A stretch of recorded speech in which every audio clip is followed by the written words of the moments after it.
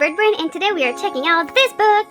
So this book is The Art of Regular Show, and it's also another book that I hold close to my heart because it's gorgeous. So, you know, it's regular show, man. Don't expect this to be crazy, gorgeous, amazing, like, concept art.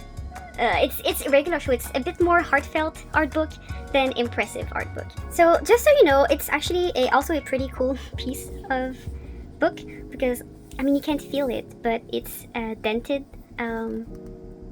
cover. Like, you can kind of feel the character and the writing like carved out. So it is a very high quality book, and it's a nice one to manipulate and just read.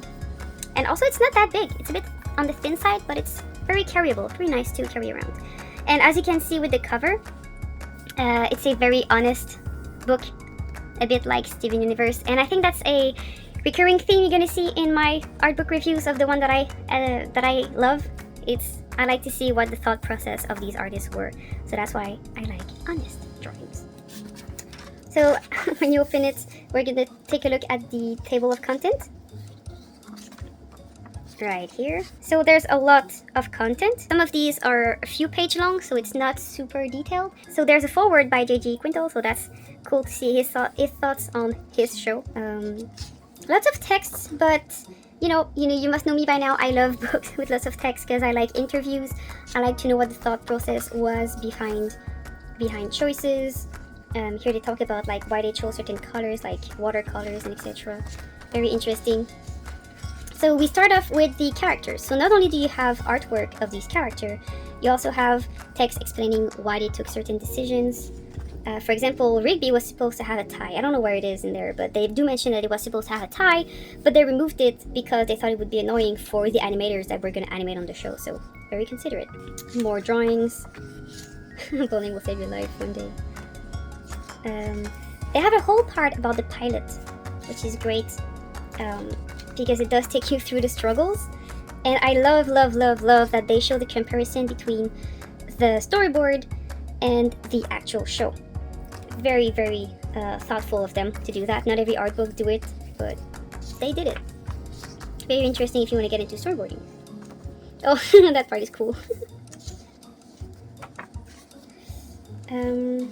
More art. Then they have the part about the backgrounds, like how they made the layouts. And one part I love is that they show that the house they live in is actually built, like it does make sense. There's room and stuff, but the size of the room never really made sense. They just wanted it to get a feeling that you were in a house, but they never were very strict about like the whole like architecture and stuff. So it doesn't make sense, but it's logical, which is something that I like. So if you're planning on something, having a top-down plan is always helpful, just to know what door leads to where. So kind of cool. They talk about the team. That is very great. It's very nice of them to introduce us to the team. More artwork about the characters. More storyboard. So it's a very storyboard-driven show, so it's a very storyboard-driven art book as well. I don't think they have every episode, but they do have lots of different episodes with different boards, so it's also nice to see the different point of view of the different artists. Oh, that was one of my favorite episodes, the Christmas episode. I just really loved it. It was so great. So it's always like characters and then designs. You see, that's the same as the Steven Universe art book. So draw on post-its, draw on paper. If you want to be into concept designs or a character designer, I can't stress this enough. Learn to draw on paper or on like a real life medium, because when you're in a meeting, maybe sometimes you're gonna have like only your sketchbook and you have to be able to sketch something fast to get your point across. You won't always get your computer or your iPad on hand. Learn to draw on paper, super important. And not to be elitist there, it's just true. Sometimes you won't have your technology to help you out. Very fun, very nice art book to take a look at. Not him. Not that much text, but lots of images, so that's kind of cool. They talk about the music, which is, I think, a common theme with Cartoon Network art book. They always talk about the music.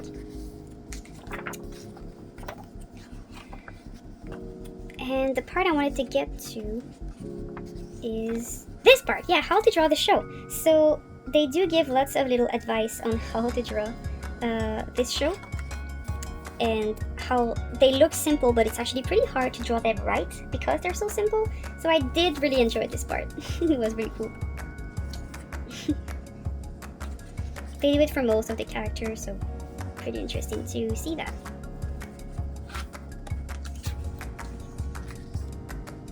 Like, honestly, one of the hardest ones to draw, I think, is Pups. Because you really have to get that part of the face right, and that's what they're talking about. And that's it. So who is that book for? It's less detailed and explanatory as some other books that I have, like the Steven Universe art book. So if you have to make choices and you want to get a book to learn from, maybe that book is a bit less of a good candidate for you. It's got a lot of good points. It's just like sometimes if you have to make a choice,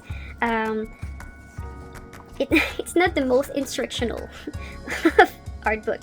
But I'm a fan of the show, and I bought it because I love that show, and I'm happy I did. Like, it's a good book. Like, I had a good time reading it. It's just maybe not that much of an educational book. So I hope you enjoyed, and now I have to actually go back to work and do more work for that channel. So I hope you enjoyed, and I will see you again next time for another little book review.